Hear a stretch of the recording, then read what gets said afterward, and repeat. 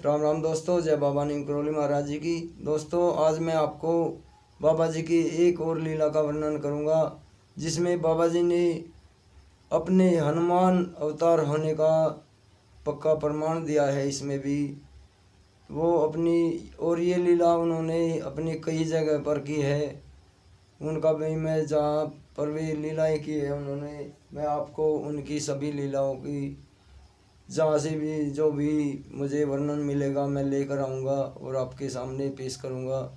तो बाबा जी की ये महिमा इलाहाबाद की है।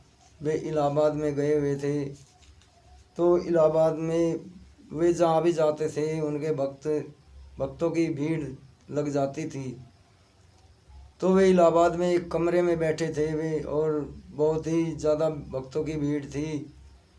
तभी बाबा जी एकदम झुंझलाहट से कहते हैं कि दादा, क्योंकि मुकुंदा जी को वो दादा कहा करते थे, तो कहने लगे, दादा सबको बाहर निकाल दो, हमें बहुत परेशानी हो रही है, मैं आराम करूँगा।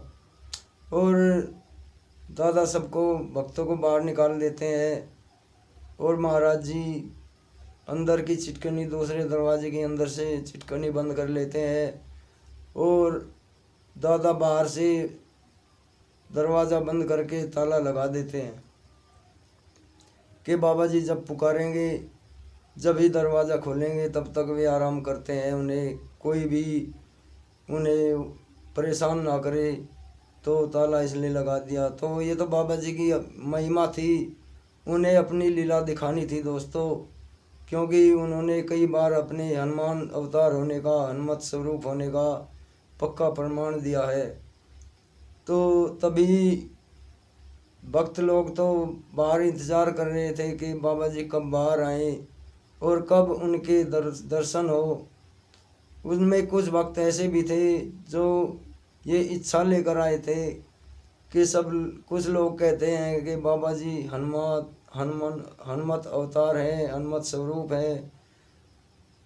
तो बाबा जी ने उनके मन की जो बात थी वो पढ़ ली थी, इस वजह से बाबा जी ने ये लीला करी थी। तभी एक माई बाहर से आती है जो बाबा जी की भक्त थी। वो कहने लगी, अरे तुम यहाँ बैठे हो, बाबा जी तो बाहर टहल रहे हैं सड़क पर, पता नहीं किसी भक्त के घर जा रहे हैं। तभी सभी भक्तों ने जंगले से अंदर झांक कर देखा तो बाबा जी वहाँ नहीं थे। तो सभी आश्चर्यचकित हो गए। सबने देखा कि पर जो अंदर के दूसरे दरवाजे की चिटकनी थी वो भी ऐसे की ऐसे ही बंद थी, और बाहर का ताला भी बंद था।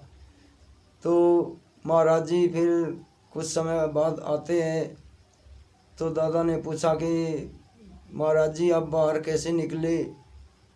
तो बाबा नीम करोली जी ने उत्तर दिया कि बंदर मच्छर बनकर निकल गया, बंदर मच्छर बनकर उड़ गया। तो ये वही मशक समान रूप कभी धरी वाली बात है। ये बाबा जी ने सत्य करके दिखाई है, कई जगह पर उन्होंने ये लीला अपनी दिखाई है दोस्तों। उनकी महिमा परम्पार है, वे अनंत है, आदि है, उनका कोई पार नहीं है, मध्य भी कुछ भी नहीं है उनका। तो दोस्तों, आज की ये छोटी सी लीला उनकी, इसको विस्तार से जो आपने अपने भाई से कोई गलती हुई हो, आपके भाई से, उसे क्षमा करना, और इसे आगे भी शेयर करें ताकि बाबा जी की महिमा का विस्तार हो, प्रचार हो। बाबा जी का अगर हम कोई उनकी प्रशंसा करते हैं, अगर उनका प्रचार करते हैं, तो बाबा जी बहुत ही खुश होते हैं दोस्तों। तो उनका प्रसार करें और उनकी महिमा का आगे बढ़ाएं इसे। तो अभी आज्ञा लेता हूँ, अपने भाई के चैनल को, इस सत्येंद्र जांगिड ब्लॉग्स को सब्सक्राइब अवश्य कर दें, ताकि आपको मैं आगे मेरी